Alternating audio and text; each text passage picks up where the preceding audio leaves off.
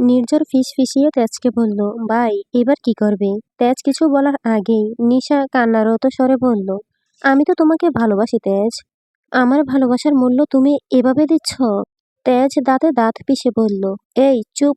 তোর ওই মুখে আমাকে ভালোবাসার কথা আর একবার বললে তোর ভালোবাসাকে আমি জুতো বানিয়ে আমার পায়ে পরে টয়লেটে যাওয়া আসা করব। নিশা শব্দ করে একবার নিঃশ্বাস ফেলে বলল, আমাকে একটু মায়া করে চাইলে তোমার কি বড্ড ক্ষতি হয়ে যেত? হতো।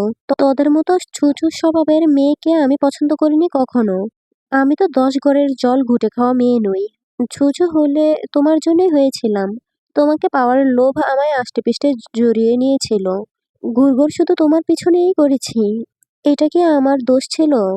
প্রত্যেকটা মানুষের মধ্যে আত্মসম্মানবোধটা থাকা উচিত।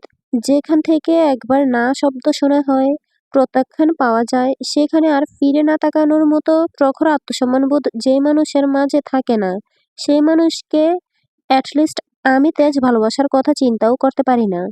নিশা ডুব গেল একবার। শরীরের উপর ঘুরতে থাকা পোকাগুলোকে নিয়ে এখন আর কোনো ভয়, কোনো গা গুলিয়ে ওঠার মতো অনুভূতি হচ্ছে না নিশার। ওর চোখের কার্নিশ বেয়ে গড়িয়ে পড়ল কয়েক ফোঁটা অশ্রু। নিশা বলল, এই মুহূর্তে দাঁড়িয়ে আমি তোমার জন্য একটাই চাওয়া চাইছি খুব করে। জানতে চাও কি সেই চাওয়া? তেজ কিছু বলল না। বিরক্তিতে কুঁচকে এলো ওর কপাল। নিশা আবার বলল, চাওয়া না চাওয়ার হিসাব আর না করে বলেই ফেলি, আমি চাই তোমার জীবনে কখনো না কখনো ভালোবাসা আসুক তেজ। সত্যিকারের ভালোবাসা। এমন একজন মানুষকে তুমি ভালোবাসো, যাকে ভালোবাসার পর প্রতি পদে পদে তুমি ফিল করবে ভালোবাসার মাঝে ইগো, লজ্জা, সম্মান এসবকে আসতে দিলে ভালোবাসার মানুষটিকে হারিয়ে ফেলতে হবে। আমি যতটা না বেহায়া মতো তোমায় চেয়ে তোমার চোখে ছেঁচড়া হয়েছি, তার থেকে বেশি বেহায়াপনা যেন তোমায় করতে হয় তোমার ভালোবাসার মানুষটিকে পাওয়ার চেষ্টায় সর্বোচ্চ ছেঁচড়া হওয়ার পদবিটা তুমি যেন পাও তেজ, তুমিই পাও। তেজ হেসে বলল, শকুনের অভিশাপে মাঠে গরু মরে থাকে না রে। নিশা হাসলো। কেন যেন মনে হলো নিশার এই হাসির মাঝেও ওর মধ্যে চলতে থাকা যন্ত্রণার মাথা চারা দিয়ে উঠছে। কয়েক সেকেন্ডের বিরতির পর নিশা বলল, কি চাও তুমি? ছেড়ে দেই তোমার পিছু? এটা নতুন বুঝতেছিস? বেশ, দিচ্ছি ছেড়ে। তোমাকে পাওয়ার জন্য তো কম বেহায়াপনা করলাম না। এবার আমিও ক্লান্ত বোধ করছি। তাই আজকের পর আমার এই মুখ তোমাকে আর কখনো দেখাবো না বলেই ঠিক করলাম। তেজ ভ্রু উঁচিয়ে বলল, বিশ্বাস করব কিভাবে? নিশা তাচ্ছিল্যের হাসি হেসে বলল, সঠিক প্রশ্ন করেছ। এই পরিস্থিতিতে দাঁড়িয়ে তোমার মুখ থেকে এমন প্রশ্ন আশা করা যায়। আগামীকাল এসো এয়ারপোর্টে। নিজ চোখে না হয়ে আমাকে তোমার জীবন ও বাংলাদেশ থেকে চিরতরে চলে যেতে দেখতে পারবে। তখন আশা করছি বিশ্বাস হবে তোমার। নাটক করছিস নাকি আমার থেকে সিম্পাতি পাওয়ার আশায়? বেহায়াপনা করে ভালোবাসাই পেলাম না, আর এই শেষ সময়ে এসে সিম্পাতি পাওয়ার মতো আশা করাটা যে আমার জন্য মূর্খতার কাজ হবে, তা আমি জানি ভালোভাবেই। হুম, বুদ্ধির উদয় হয়েছে তবে। পরিস্থিতি মানুষকে সব শিখিয়ে পড়িয়ে নিতে সাহায্য করে তেজ। তেজ নিশার কথার পিঠে ওকে কিছু না বলে নির্ঝরকে বলল, ওর শরীরের সব বাঁধন খুলে দে।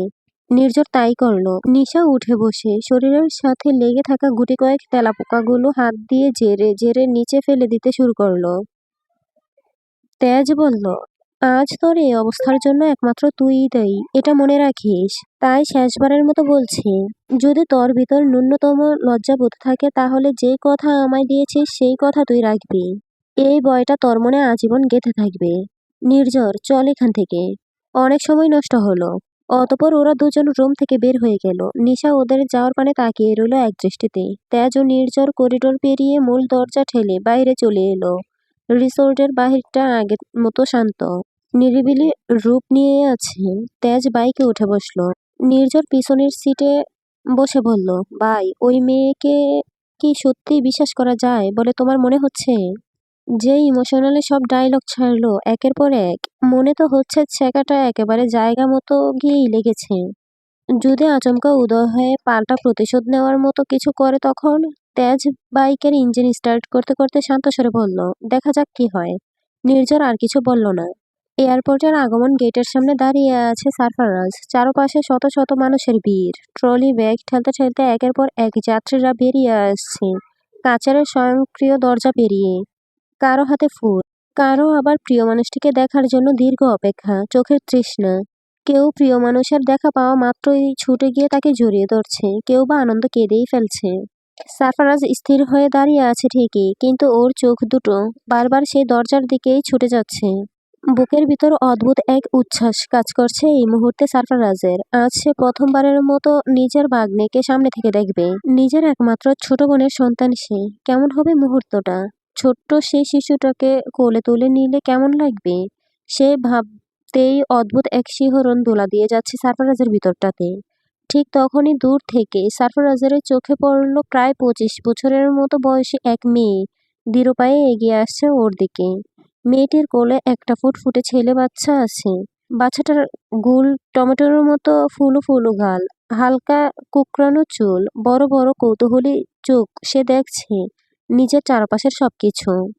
বাচ্চাটির পরনে রয়েছে সফট হালকা হলুদ ও লালের কম্বিনেশনে তৈরি ফুল হাতা গেঞ্জি ও ফুল প্যান্ট, পায়ে সফট শো।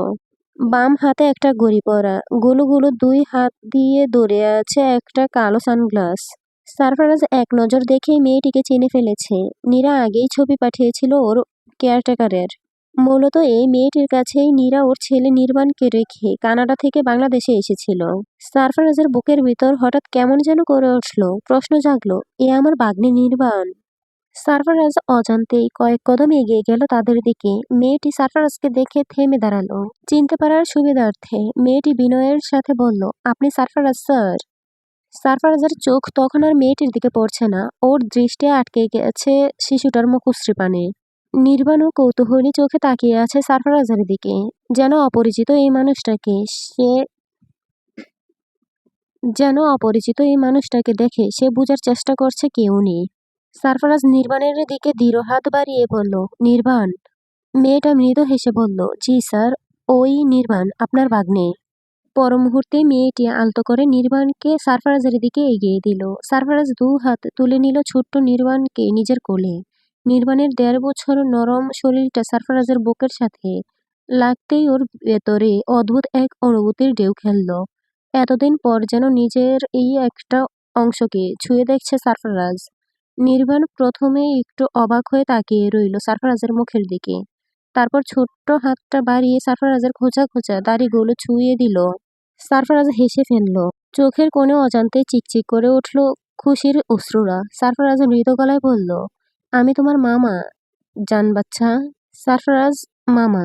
নির্বাণ কিছুই বুঝল না অবশ্য, কিন্তু ওর ছোট্ট মুখে ফুটে উঠল এক টুকরো হাসির রেখা। কি নিষ্পাপ আর উজ্জ্বলই না লাগছে সারফারাজের কাছে নির্বাণের মুখটা। নির্বাণের এই হাসিটা দেখে সারফারাজের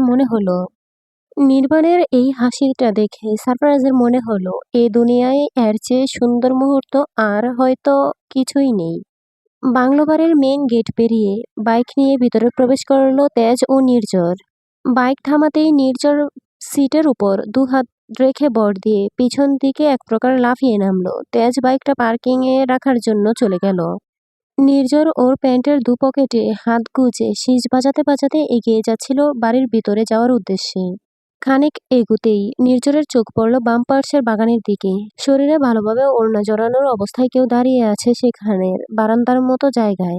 নির্ঝর কয়েক কদম সেদিকে ফেলতে বুঝতে পারল সেখানে অনু দাঁড়িয়ে আছে। নির্ঝর এবারে একটু আশেপাশে চোখ বুলালো, কেউ নেই। ঠোঁটে হাসি ফুটিয়ে নির্ঝর দ্রুত পায়ে এগিয়ে গেল অনুর কাছে। ঠিক তখনই অনু পিছন ঘুরে নির্ঝরের দিকে না তাকিয়েই বলল, কি চাই এখানে? নির্ঝর কিছুটা থতমত খেয়ে গেল অনুর প্রশ্নে। বিড়বিড়িয়ে বলল, এই মেয়ে কি সামনের দু চোখ থাকার পাশাপাশি পিছনেও চোখ আছে নাকি? নয়তো না তাকিয়েই বুঝলো কিভাবে আমার উপস্থিতি? আপনার শরীরে বেশি আসা গন্ধে আপনার উপস্থিতি টের পেয়েছি, এর জন্য পিছনের চোখ থাকা জরুরি নয়। নির্ঝরের মুখ হাঁ হয়ে গেল অনুর কথায়। পরপরই সে নিজেকে সামলে নিয়ে বলল, আপনি মনের কথা পড়তে পারেন কিভাবে? আপনার মন এত জোরে জোরে কথা বলছিল যে আমার কান তার শোনার দায়িত্ব পালন করা থেকে নিজেকে আটকে রাখতে পারেনি। নির্ঝরও অনুর হাতের বাম পাশে দাঁড়ালো। রেলিং এর সাথে পিঠ ঠেকিয়ে দৃষ্টি স্থির করলো অনুর মুখশ্রী বাণী। অতঃপর বলল, একা একা কি করছেন এখানে? পৃথিবীতে আসার সময় কি আমার সঙ্গে কাউকে দিয়েছিল নাকি যে যাওয়ার সময় দিবে? আমার কবরের ভাগ কেউ নিবে? নির্ঝরের মুখের রং বদলে গেল অনুর সিরিয়াস মোডের সিরিয়াস প্রশ্ন শুনে। নির্ঝর বলল, আমি তো এমনিই প্রশ্ন করলাম, এত সিরিয়াস হয়ে উত্তর দেওয়ার কিছু ছিল না। জীবনটাকে গুরুত্বহীন ভাবতে ভাবতে জীবন আমায় এমন জায়গায় এনে দাঁড় করিয়েছে। এখন সবকিছুই গুরুত্ব দিয়ে দেখতে হয়। নির্ঝর কথার মোড় ঘুরাতে বলল, আপনার শখ কি? একবার আমার গ্রামে যাওয়া, আমার জন্মদাত্রী মাটা কি কবরে ঠাঁই পেয়েছিল তা জানা।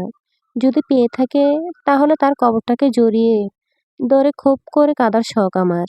যারা সেই রাতে আমার মাকে নির্মমভাবে লাঠির আঘাতে আঘাতে মেরে ফেলেছিল, তাদের এক এক করে খুঁজে বের করে কলিজা ছিঁড়ে কুত্তাকে খাওয়ানোর শখ আমার।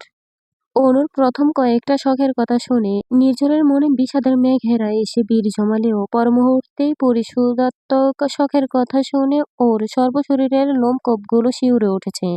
নির্ঝর এবার ডুব গিলে বলল, যদি আপনার প্রথম শখগুলো আমি পূরণ করার দায়িত্ব নেই, তাহলে বিনিময়ে আপনি আমায় কি দিবেন? অনুর নির্ঝরের দিকে অন্যরকম চোখে তাকালো। নির্ঝর অনুর চোখের ভাষা পড়তে ব্যর্থ হলো। না রাগ, না ক্ষোভ, না দুঃখ। কেমন যেন লাগছে অনুর এই দৃষ্টি নির্ঝরের কাছে। অনু বলল, বিনিময়ে লাগবে আপনার? নির্ঝর সঙ্গে সঙ্গে এপাশ ওপাশ মাথা নেড়ে না সূচক জবাব দিয়ে বলল, না না, কিছু লাগবে না আমার। ফ্রিতেই পূরণ করব আমি আপনার শখ। অনু ওর দৃষ্টি সরিয়ে নিল নির্ঝরের ওপর থেকে। অতঃপর বলল, কেবল প্রথম শখগুলোই কেন পূরণ করার দায়িত্ব নিবেন? শেষ শখটা কেন নয়? ওই শখ পূরণ করার মানে তো খুন করা, আইন নিজের হাতে তুলে নেওয়া। আর সেটা তো অপরাধ। বিষে বিষে মিলে গেলে বিষের ক্ষয় হয়। তাহলে কেউ আমার সাথে অপরাধ করলে সে অপরাধীকে আমি নিজে শাস্তি দিলে তা অপরাধ হয়ে যাবে কেন? এ কেমন আইন? এমন আইন সবাই মানলে আমার মা কি আজ জীবিত থাকতেন না নির্ঝর সাহেব? নির্ঝরের কাছে এই প্রশ্নগুলোর কোনো উত্তর নেই। অনু তাচ্ছিল্যের হাসি হেসে বলল, উত্তর খুঁজে পাচ্ছেন না তাই তো? পাওয়ার কথাও না। এই বলে অনু স্থান ত্যাগ করতে অগ্রসর হলো বাড়ির ভিতরে যাওয়ার রাস্তার পানে। কফি শপে আজ কাস্টমাররা যেন মেলা জমিয়েছিল। 2 মিনিট স্থির হয়ে বসার উপায় মিলেনি ইলমার। একটার পর একটা কাজ ধরিয়ে দিয়েছে ওকে নাহিদ ছেলেটা, যার আন্ডারে ইলমাকে কাজ করতে হয়, যাকে ইলমা খারুশ উপাধি দিয়েছিল প্রথম দিনেই। এখন বিকালের শেষ সময়, একটু পর সন্ধ্যা নামবে বলে ইলমা নাহিদের পাশে দাঁড়িয়ে সারাদিনের হিসাব মিলাতে ওকে সহযোগিতা করছিল। সেই সময় তেজের বন্ধু এই কফি শপেরও ওনার জাকির ভিতরে প্রবেশ করলেন। জাকির এসে রিসেপশনের সামনে দাঁড়াতেই নাহিদ ওকে সালাম দিল। অতঃপর ওরা একে অপরের কুশল বিনিময় করলো। ইলমা নীরব হয়ে দাঁড়িয়ে আর চোখে দেখছে ওদের। জাকির ইলমাকে উদ্দেশ্য করে বলল, কি খবর ইলমা, এখন সব ঠিকঠাক তো? নিয়মিত কাজে আসা হবে নাকি আবারও অনিয়মিত হওয়ার সম্ভাবনা আছে তোমার? ইলমা লজ্জাজনক হাসি হেসে বলল, হ্যাঁ স্যার, আলহামদুলিল্লাহ সব ঠিকঠাক আছে এখন। চেষ্টা থাকবে আর অনিয়মিত না হওয়ার। স্যার ডাক শোনার মতো অত বড় অযোগ্যতা অর্জন করিনি ইলমা। নাহিদের মতো তুমিও আমায় জাকির ভাই বলেই ডাকতে পারো। ঠিক আছে জাকির ভাই। তো আজকের দিন কেমন কাটলো তোমাদের? নাহিদ সংক্ষিপ্তভাবে বলল, ভালো ছিল ভাই। বসবেন আপনি? জাকির বলল, না থাক, আজ আর বসি না। সকাল থেকে শরীরটা কেমন ম্যাচ ম্যাচ করছিল, তাই সারাদিন বের হতে পারিনি বাসা থেকে। এখন একটু ভালো অনুভব হওয়ায় বের হলাম।